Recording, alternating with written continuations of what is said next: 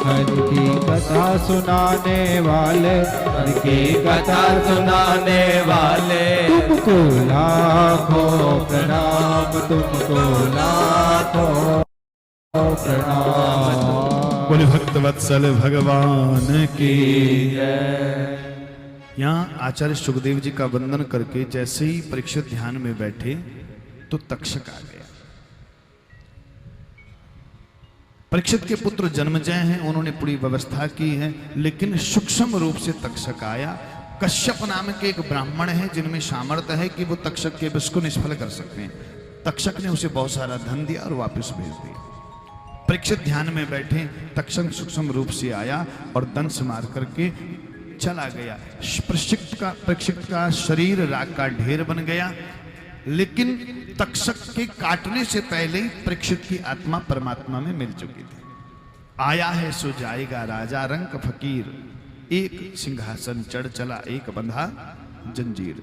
जिंदगी में हजारों का मेला जुड़ा, हंस जब भी उड़ा तब अकेला उड़ा।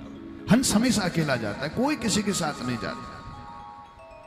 भाई बंधु कुटुंब घनेरा, और अंत समय में कोई नहीं तेरा।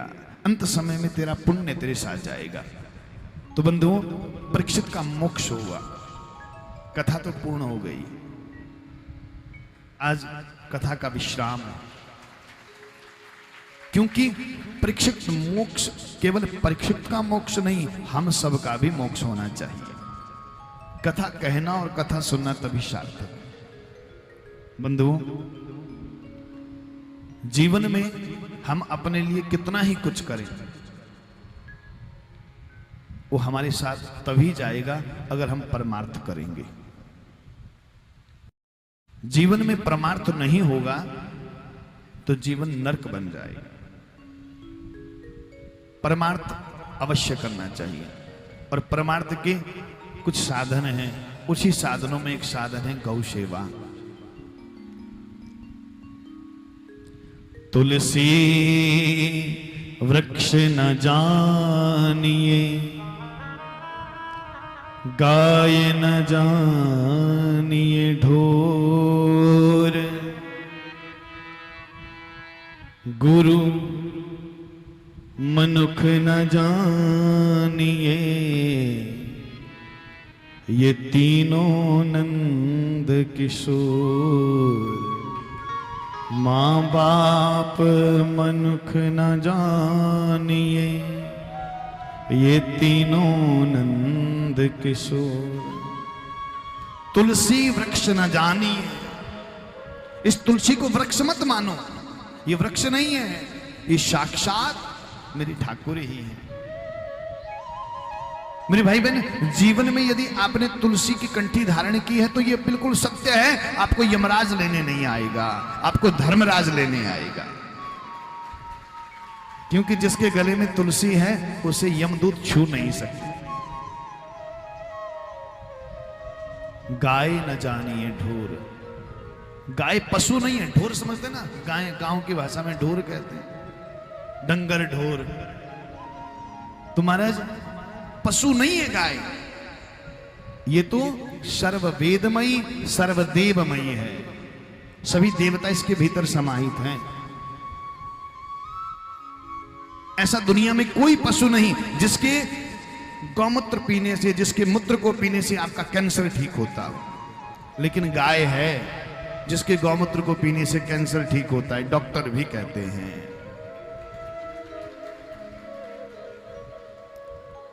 गाय के गोबर जहां पर हो रखा हुआ रेडिएशन का प्रभाव नहीं होता।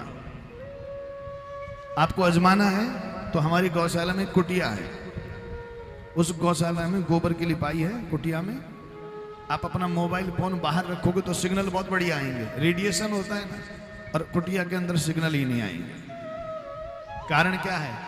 जहां गोबर होता है वहां रेडिएशन का प्रभाव नहीं होता।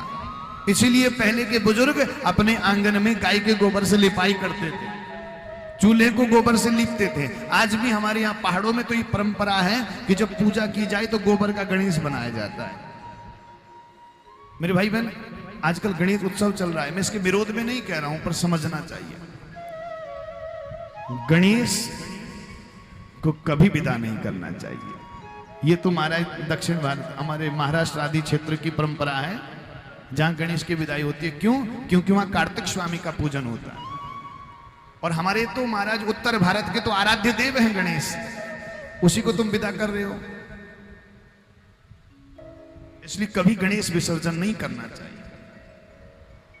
और आप गणेश स्थापना भी करते हो तो गणेश स्थापना ये महाराज चीनी मिट्टी की मूर्तियां बना करके, और उनका फिर क्या अपमान होता है आपने देखा होगा, नालों में फेंक देते हैं।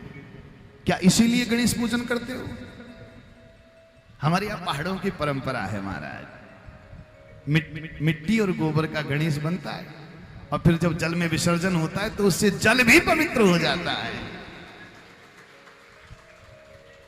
अगर आपने स्थापना करनी है तो गोबर गणेश की करो ना, मिट्टी और गोबर को मिला करके उसके गणेश की प्रतिमा बनाओ, जिससे महाराज हमारी नदी नाले भी पवित्र हो जाएंगे।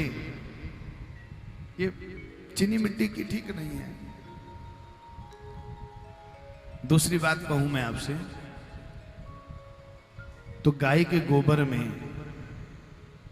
सबसे ज्यादा ऑक्सीजन होती है, और जब घी के साथ हवन किया जाए तो ऑक्सीजन और ज्यादा बढ़ती है, बैक्टीरिया समाप्त होता है, बहुत सारे लाभ हैं। गाय की पीठ पर हाथ फिराओ महाराज, सूर्य केतु नाड़ी के प्रभाव से सूर्य उच्च का हो जाता है।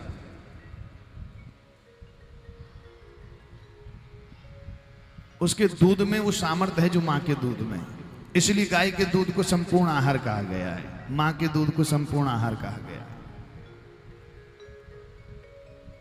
अपने घरों में हम 50-50 1-1 लाख रुपए के 50-50 हजार रुपए कुत्ते पालते हैं, लेकिन 20,000 रुपए की गाय नहीं पाल सकते। 30,000 की, 50,000 की, चलो 1 लाख की हो, लेकिन वो 1 लाख की गाय कम से कम 1,000 रुपए का दूध रोज देगी आपको, और वो 1 लाख का कुत्ता 1,500 रुपए का पेडिग्रीड का पैकेट खाता है। आजकल पढ़ा लिखा समाज कुत्तों को घुमाने में गर्व महसूस करता है और गाय को घुमाने वाले को गंवार कहते हैं, जबकि कुत्ते का दूध नहीं मिलता कि पीते हैं। हमारे यहां यदि सुबह स्नान करके बाहर निकले और कुत्ता स्पर्श हो जाए तो नहाना पड़ता है दोबारा, क्यों? अशुद्ध हो गए। और गाय सामने से गुजर जाए, उसकी पूंछ लग जाए, आह, तो गंगा जी के स्नान का पुण्य उसी समय मिल जाता है।